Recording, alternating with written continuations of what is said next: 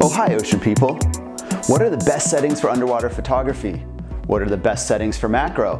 What are the best settings for wide angle? Welcome back to Brent Underwater. I'm going to address the best settings for underwater photography in today's video. We're going to talk about the settings for a number of different cameras and how you can best use those to capture great photos.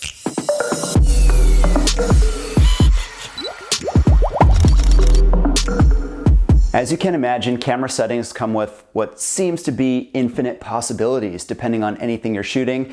And to be honest, most settings are just a guideline because there are a number of different ways to capture a scene. Now, different ways to capture a scene and different settings will deliver different creative effects. But generally what we're going to cover here in this topic are basic swim settings. I'm going to share the differences between those settings for wide angle and also for macro and why we're using those different settings groupings for each style of shot, and then also dive into the very specific settings you want to use for different cameras, whether you're shooting with a 1-inch sensor camera, a micro four thirds sensor camera, a 1.6 crop camera, or a full frame camera, DSLR or mirrorless. I don't really differentiate between those anymore. It's all about the sensor size when we're talking about camera settings. So you can check out the video description. I'll have quick links to each of those camera sensor sizes if you just want to get down and dirty with those settings. Otherwise, let's keep going.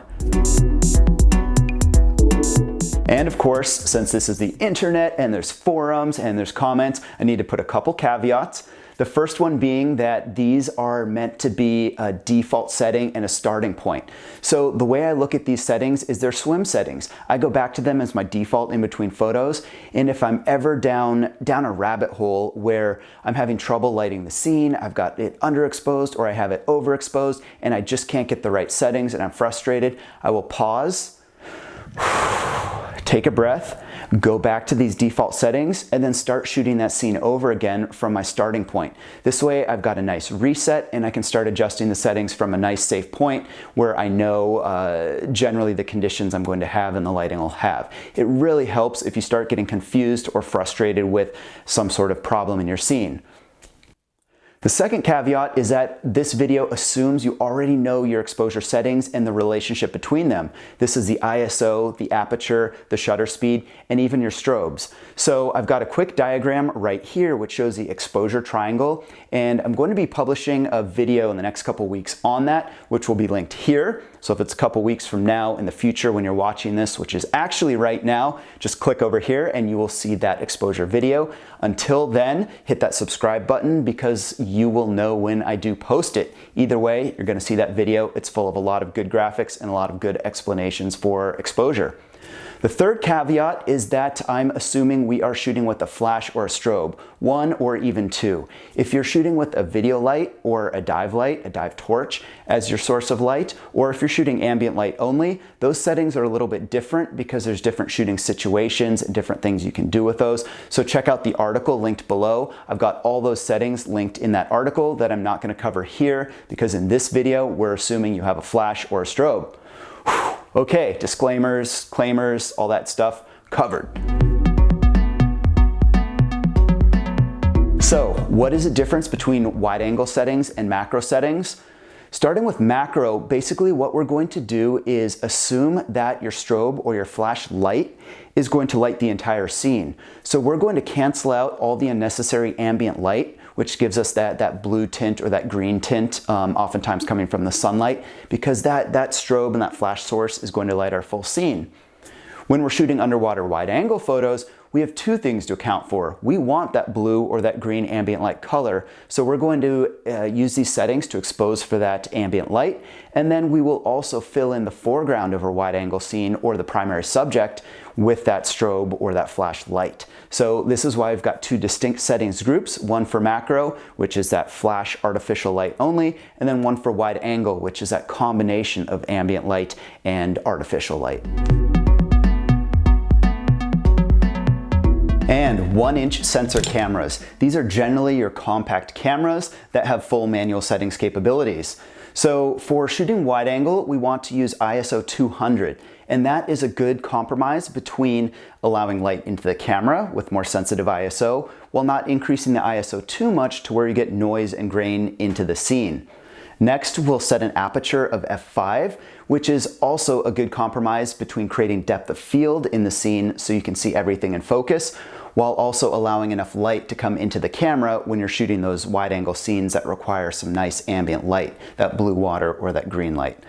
Last, we want to use a shutter speed of 1/125th of a second, which is a nice blend of letting ambient light into the camera while also helping freeze some of the motion in the scene and any sort of camera shake you have in the scene. On top of that, you'll have your strobes fill in the foreground. Generally, I will keep that on 1/2 to 3/4 power. Now, if we're shooting macro with a 1-inch sensor, we're going to use an ISO of 100. Now, that's a low ISO because we don't need to worry about any ambient light. Our strobe or our flash is lighting the full scene. We're going to use an aperture of f11 because that stops down a lot. As we get closer to our subject with the camera, we need to stop down that aperture. We need to move it to a higher number in order to create enough depth of field that we can see a lot more of our subject in focus. Lastly, we'll shoot at 1/200th of a second. You could go all the way up to 1/250th, 1/500th of a second, even on most compact cameras, but for simplicity, just 1/200th of a second for your macro photo shutter speed. That will cancel out a lot of that ambient light and even help you get creative with things like black backgrounds. Underwater settings for Micro Four Thirds camera sensors. These are generally Olympic and Panasonic cameras. And you're going to notice there's going to be a lot of similarities carrying over from the 1-inch sensors we just discussed, but let's dive in. So wide angle settings. We're going to set an ISO of 200 because that blends letting enough light into the camera, having a sensitive enough ISO to capture more light in that ambient light, while also keeping the ISO low enough to avoid noise and grain in the photo. We're going to use an aperture of f8, which gives us enough depth of field with that sensor size and wide angle lens combo, whether it's a fisheye lens or a rectilinear wide angle lens, and also will allow enough ambient light in. So it's that compromise again. In terms of shutter speed, we'll go to 1/125th of a second because freezes motion, helps eliminate camera shake while letting enough light into the camera.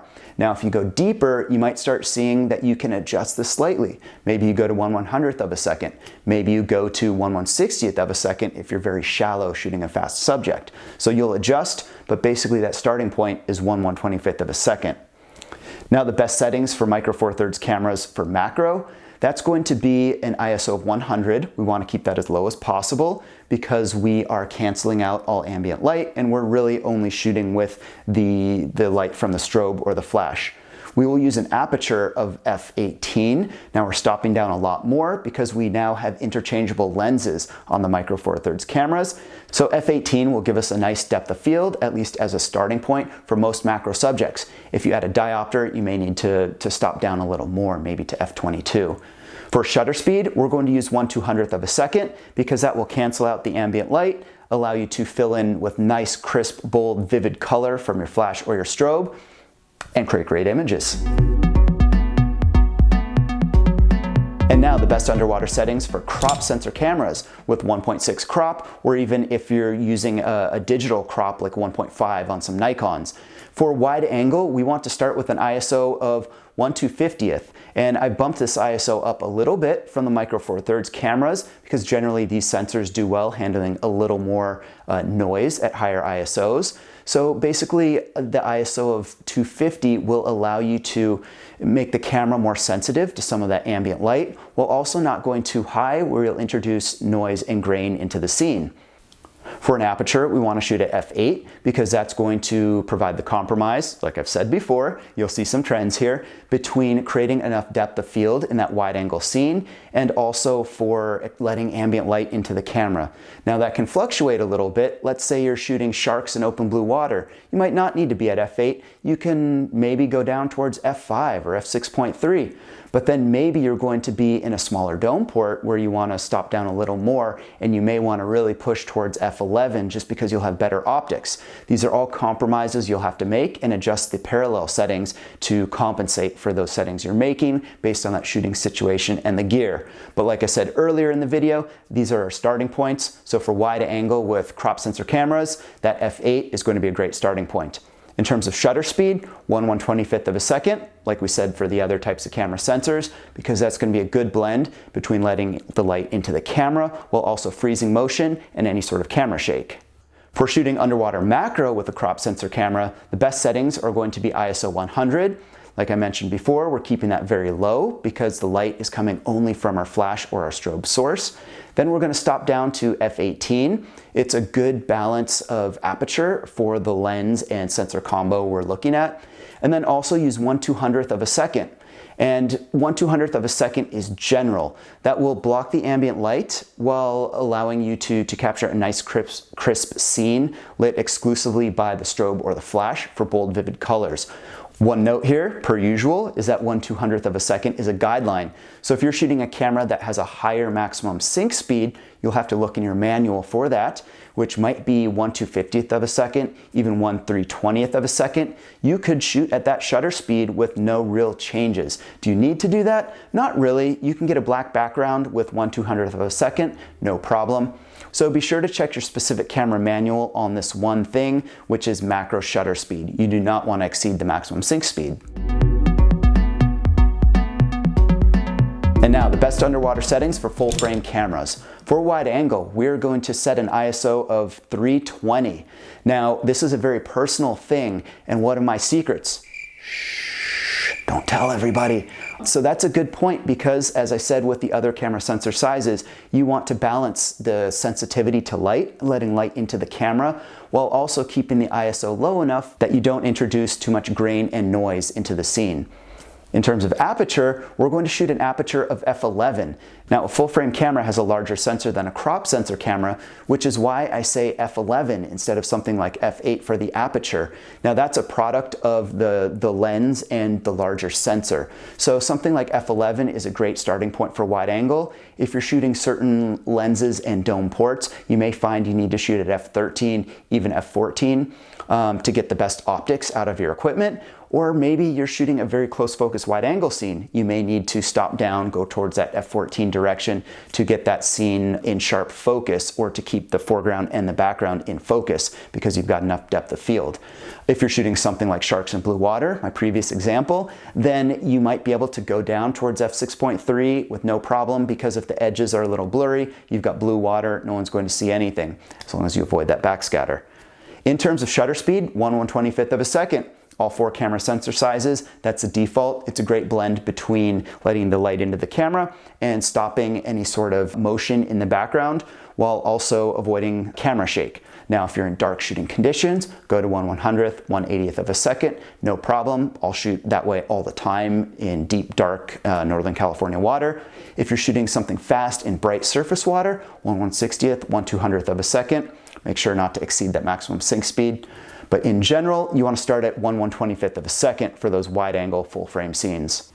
And the best underwater macro settings for full frame cameras. So ISO 100. Again, like before, we want to keep that ISO low because all the light is coming from our strobes or our flashes. In terms of aperture, we want to shoot at an aperture of f22. Now with the full frame larger sensor and macro lens combo, oftentimes we're using the same lenses as we'll use on a crop sensor camera. We want to stop down a little bit more to create that similar depth of field. It just requires a deeper aperture. So that's why we're going to start at f22. If you slap a diopter on the front, you're going to go more towards that f32 direction. If you're shooting something with a lot of bokeh and you want to do a creative lighting effect with very shallow depth of field, go down to f14, no problem. In terms of your shutter speed, we want to shoot at a shutter speed of 1/200th of a second. Similar to the other cameras, this blocks out the ambient light, allows us to capture a great scene with only that strobe and that flash light, which produces vibrant colors and contrasts and eliminates any of that ambient light, creating any blue-green haze in the scene. Now, those are general guidelines, but that's really it for shooting your underwater macro photos. So that's pretty much it, guys. Those are all the 4 sensor sizes. Those are the settings. Again, you can check out the full article below with a few extra tips, including settings for autofocus and different stuff like that. So be sure to check it. Hit that subscribe button if you like this, if you want to see more videos. I'm Brent Durand. This channel is Brent Durand Underwater, and I'll catch you in the next video.